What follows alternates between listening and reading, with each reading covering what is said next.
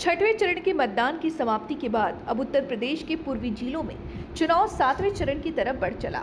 7वें चरण में वाराणसी, गाजीपुर, घोसी, देवरिया, कुशीनगर, गोरखपुर जैसे जिलों में चुनाव है, जहां सभी पार्टियों ने अपनी पूरी ताकत झोंक दी। इसी कड़ी में मऊ जिले के चिरैयाकोट में इंडिया गठबंधन के प्रत्याशी राजीव राय के समर्थन में सपा के तत्वावधान में यादव स्कूल में एक विशाल जनसभा का आयोजन राम प्रताप यादव के नेतृत्व में हुआ, जिसमें मुख्य अतिथि के तौर पर सपा के राष्ट्रीय महासचिव शिवपाल सिंह पहुंचे। बता दें कि चिरैयाकोट नगर पंचायत अध्यक्ष राम प्रताप यादव इस विशाल जनसभा के संयोजक रहे, जिन्होंने मंच से हुंकार भरते हुए कहा, इस बार देश में गठबंधन की सरकार बन रही है। उत्तर प्रदेश में इंडिया गठबंधन समाजवादी पार्टी के नेतृत्व में इतिहास रचने जा रहा। चिरैयाकोट की चुनावी जनसभा में बोलते हुए शिवपाल यादव ने भाजपा सरकार पर जमकर हमला बोला। देश के युवाओं को बेरोजगारी, अग्निवीर, पेपर लीक से छुटकारा मिलने वाला है। महिलाओं के साथ आमजन को महंगाई से मुक्ति मिलने वाली है। देश में ऐसी सरकार का गठन होने जा रहा जो आमजन के अधिकारों की रक्षा करने वाली सरकार है, जो संविधान को मानने वाले लोगों के गठबंधन की सरकार है। सबको 15-15 लाख मिलेंगे। किसानों की खादों का दाम बढ़ाकर के किसानों की कमर तोड़ दिया। 3 काले कानूनों को वापस कराने के लिए 2 साल तक किसान धरने पर बैठे रहे। अगर किसानों ने ये प्रदर्शन नहीं किया होता तो सरकार किसानों की जमीन भी छीन लेती। किसानों के कर्ज माफ करने के बजाय मोदी ने अपने उद्योगपति मित्रों का कर्जा 10,000 करोड़ कमीशन लेकर अपने मित्रों का 16 लाख करोड़ का कर्ज माफ कर दिया। कोरोना के समय लाखों लोग ऑक्सीजन के लिए तड़प तड़प कर मर गए और ये ताली और थाली बजवाते रह गए। लोग अपने अपने घर में नहीं जा पाए, ट्रेन बंद, बस बंद, लोग अपने घरों तक नहीं पहुंच पाए। शिवपाल ने कहा कि भ्रष्टाचार इतना बढ़ गया है कि बगैर पैसे के आपके सही काम भी नहीं होने वाला। उन्होंने कहा कि भाजपा वाले नकली हिंदू हैं, ये गौवंशों पर राजनीति करते हैं, लेकिन गायों की दशा किसी भी गौशाला में जाकर इसे आसानी से देखा जा सकता है। इनकी कथनी और करनी में अंतर है। तो आप कुछ बोलने को बचा नहीं, लेकिन अब ये चुनाव बहुत ही महत्वपूर्ण चुनाव है, जो 1 जून को यहाँ पर आप सब लोगों को वोट करना है। और ये इतना महत्वपूर्ण है और इसलिए भी महत्वपूर्ण हो जाता है ये समाजवादी पार्टी और इंडिया गठबंधन के लोग, कांग्रेस के लोग भी यहाँ पर बहुत सारे लोग बैठे हैं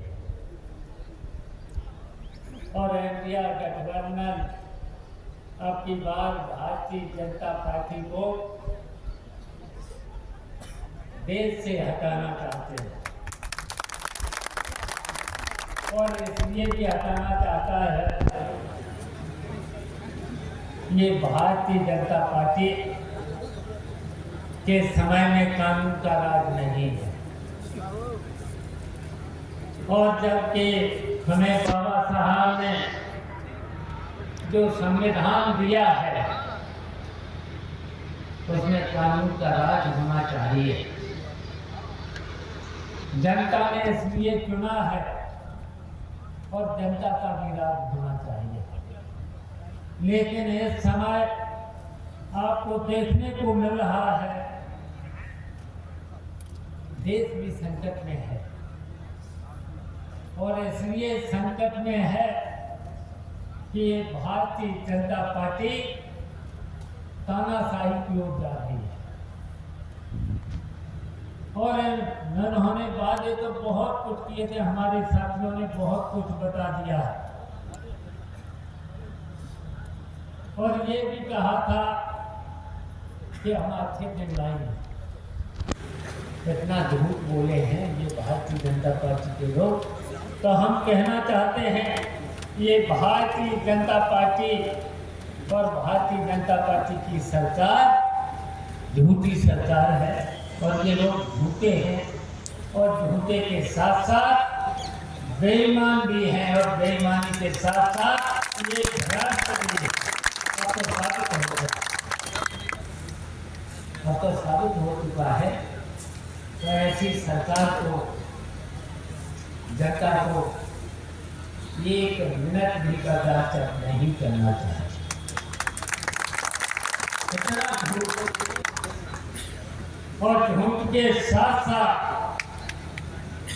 देश कहाँ जा रहा है। उन्होंने कहा था कि हम देश पर जैसे सरकार में आएंगे कर्जा कम करेंगे। अभी बता रहे थे पूर्व विधायक बैजनाथ पासवान जी 5 गुने से ज्यादा देश का कर्जा हो गया। बताइए अब विकास कैसे होगा। जो भी पैसा विकास का होता है तो वो तो ब्याज में जाएगा। जब कर्जा हो देश पर बढ़ा है तो उसका तो कर्जा जितना लिया है तो उसका तो ब्याज चुकाना पड़ेगा। तो इसलिए सरकार में बहुत सी कमियां हैं। झूठ तो बोलती है।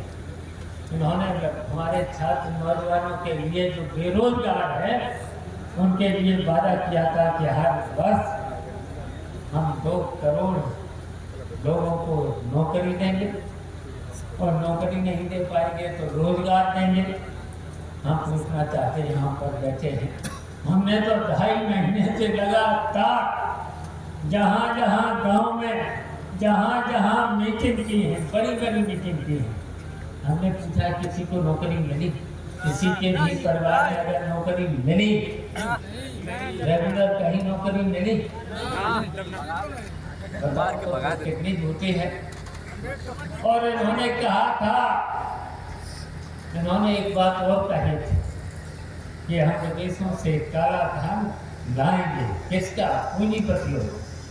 और किसान गरीबों का तो बताइए किसी का पैसा विदेश में जमा नहीं हो सकता है। लेकिन इन्होंने कहा था हम पूंजीपतियों का जो विदेशों में पैसा जमा है, काला धन जमा है, जैसे ही सरकार में आएंगे वो काले